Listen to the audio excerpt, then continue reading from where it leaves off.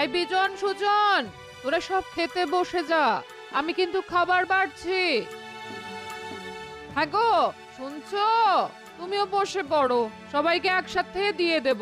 তোমরা বসলে লুচিটা ভেজে দেবো। উফ, কি মজা! আজ গরম গরম লুচি আর মাংস খাবো ভেবেই না জিভে জল এসে যাচ্ছে। এই ভাই, চল চল তাড়াতাড়ি হাত দিয়ে নিয়ে খেতে বসে যাই, চল। আমাকে তো হাত দেওয়া হয়ে গেছে, তোমরা জলদি চলে এসো, আমি বসছি। দূর, ভাল লাগে না, আবার উঠে গিয়ে খেতে বসতে হবে। এই বিছানায় বসেই যদি খেয়ে নেওয়া যেত তাহলে বেশ হতো। কিরে ভাই, এলি না? আরে বাবা, আসছি আসছি।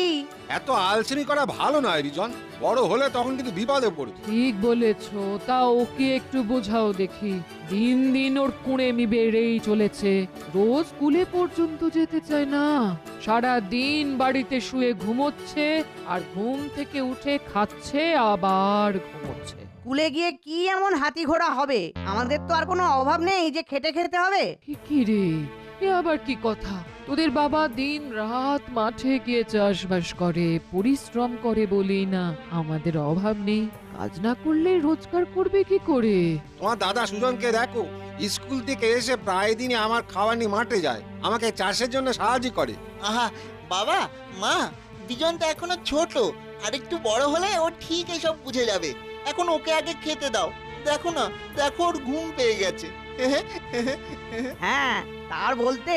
দাও মা দাও, আমাকে লুচি মাংস দাও, তাড়াতাড়ি তাড়াতাড়ি দাও তো, খেয়ে উঠে শুয়ে পড়ি।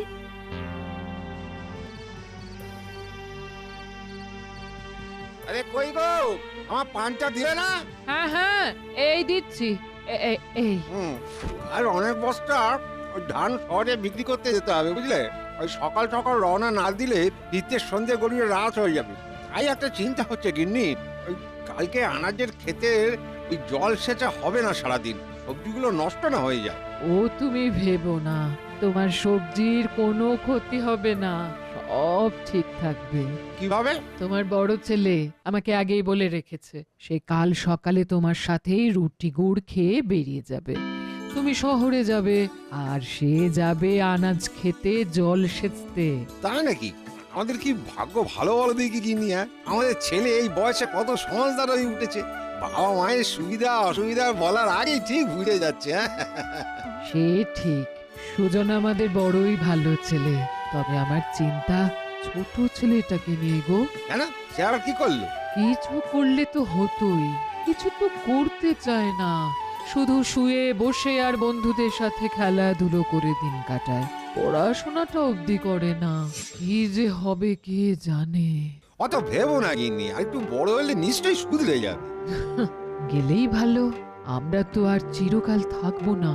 যাকে এখন ওই বাতিটা নিভিয়ে দাও তো, শুয়ে পড়ি।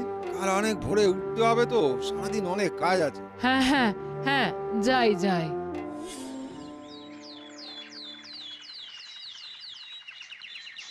তুমি আর একটা রুটি খেলে তো পারতে, সারাদিন কোথায় কি খাবে তার তো কোনো ঠিক নেই। আরে না গো গিন্নি, এমনিতে একটু দেরি হয়ে গেল, আর দেরি করা যাবে না, অনেকটা পথ। আমারও খাওয়া হয়ে গেছে মা, আমাকে তুমি একটু চিংড়ি আর গুড় দাও।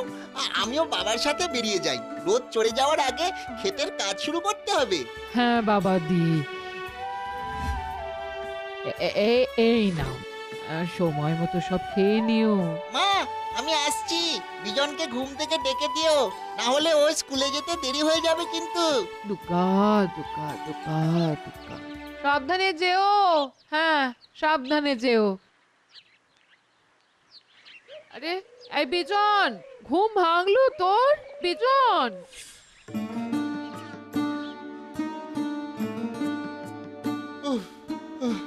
আজ বড্ড চড়া রোদ উঠেছে, একটু গাছের নিচে বসে বিশ্রাম নেই।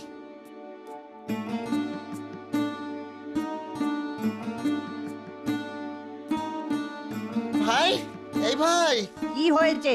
তুই স্কুলে না গিয়ে মাঠে খেলছিস, না করিস পড়াশোনা, না করিস কোনো কাজ, এভাবে কি দিন যাবে? আমি কাজ করতে যাব কোন দুঃখে? আমাদের কি কিছু অভাব আছে নাকি? আমি তোর মতো অত বোকা নই যে অকারণে খেটে খেটে মরবো। কেন বলছি, বড় হলে বুঝতে পারবি। হ্যাঁ, বড় হলে আমার কাজ করে দেওয়ার জন্য আমি কাজের লোক ডেকে দেব। তুই শুধু শুধুই খেটে মরিস, আমি খেলতে চললাম, তুই লাঙল ঠেলতে থাক। কবে যে ওর বুদ্ধি হবে কে জানে।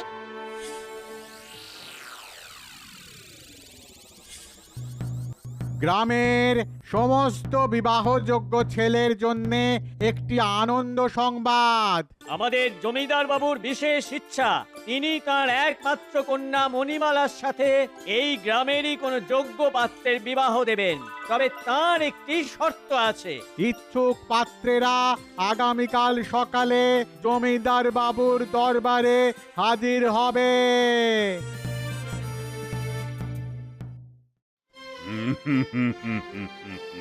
আজ আমি তোমাদের সকলকে 1 থলি স্বর্ণ মুদ্রা ও 5 বিঘা করে চাষ জমির অধিকার দেব। ঠিক 1 বছর পরে সকলে আবার এখানে উপস্থিত হবে। ওই জমি চাষ করে যে সর্বাধিক অর্থমূল্য ফেরত দিতে পারবে সেই হবে আমার জামাতা, আমার কন্যার স্বামী। তবে আরো একটা শর্ত আছে, নির্দিষ্ট সময়ে যারা সমমূল্যের অর্থ ফেরত দিতে পারবে না, জরিমানা হিসাবে তাদের পরের 1 বছর এই জমিদার বাড়ির দাস হয়ে থাকতে হবে। জমিদার বাবু।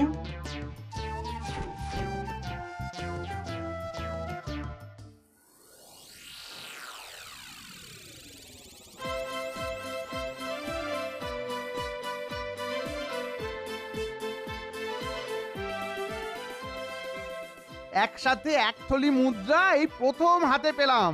কি করা যায় কিছু ভাবলি দাদা? হ্যাঁ, প্রথমে আমি এই মুদ্রার কিছু খরচ করে আরো বিঘা জমি কিনবো, বাকিটা দিয়ে বলদ, সার, লাঙল এইসব। তারপরে সারা বছর খুব মেহনত করে চাষবাস করব। তাহলেই ঠিক যথেষ্ট বেশি রোজগার করতে পারবো। তুই বোকাই রয়ে গেলি দাদা।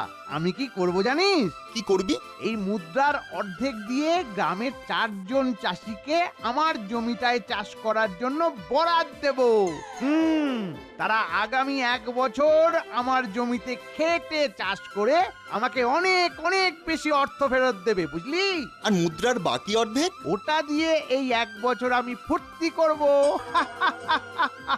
দাদা রে, তোর আর বুদ্ধি হলো না।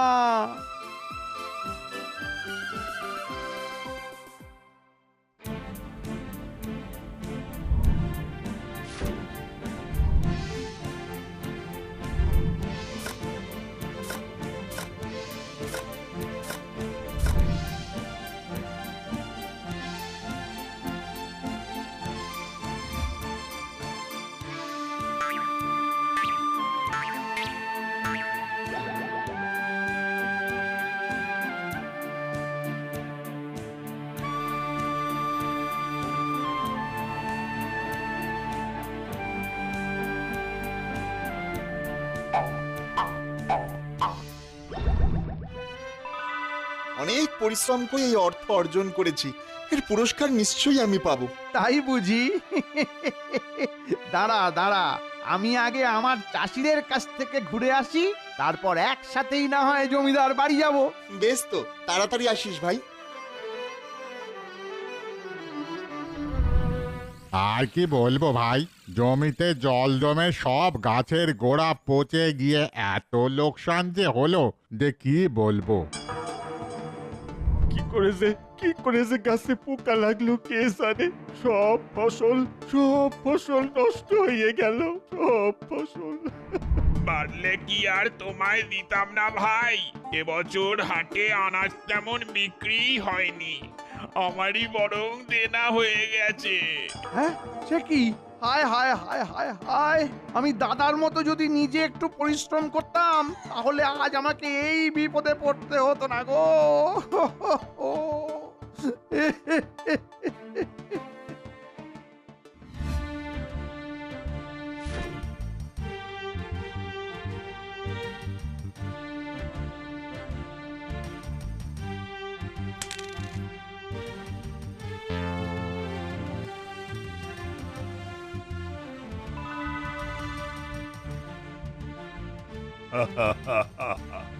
আমি আজ অত্যন্ত আনন্দের সাথে সুজনের সঙ্গে আমার কন্যা মণিমালার বিবাহ ঘোষণা করছি। সে নিজের শ্রম ও বুদ্ধির বলে আমার পরীক্ষায় সসম্মানে উত্তীর্ণ হয়েছে।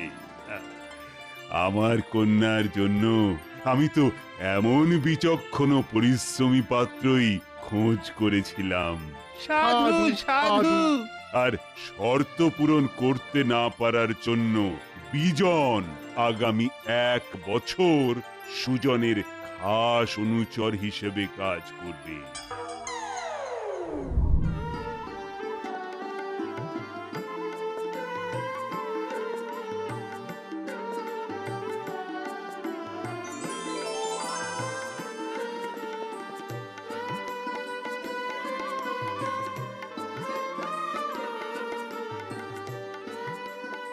এই ছোটবেলায় তোমাকে বলেছিলাম যে শ্রমের কোনো বিকল্প নেই, তখন শুনলে আজ তোমার এই অবস্থা হতো না।